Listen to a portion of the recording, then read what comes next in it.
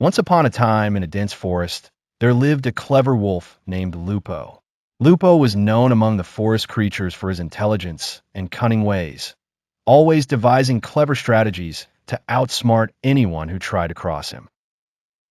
But despite his wit, he was a lone wolf, seldom seeing the company of others, enjoying his solitude, but also yearning for an adventure as grand as those he often heard about.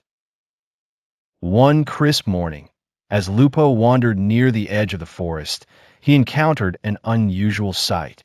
A group of hunters had set up camp, their guns resting against the oak trees, and their traps laid carefully around their camp. Lupo, curious and careful, observed them from a safe distance, watching their every move. Realizing that these hunters were a threat to the forest and all its residents, Lupo decided to take action. But he knew he had to be smart.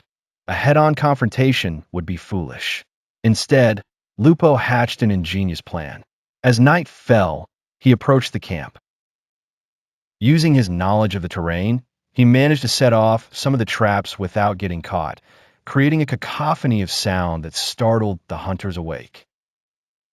The hunters scrambled, trying to understand what was happening, thinking they were under attack by a fierce beast.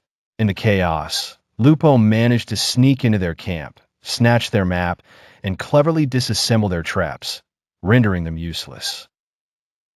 But Lupo wasn't done yet. Knowing that the hunters would surely try to navigate through the forest at night, he utilized the map to create false trails and misleading paths. As the hunters tried to follow the routes outlined, they found themselves going in circles, eventually giving up and leaving the forest altogether. The next morning, the forest was abuzz with the news of how Lupo had cunningly outwitted the hunters, protecting the forest and its inhabitants. Lupo had become a hero among the creatures, earning their admiration and friendship.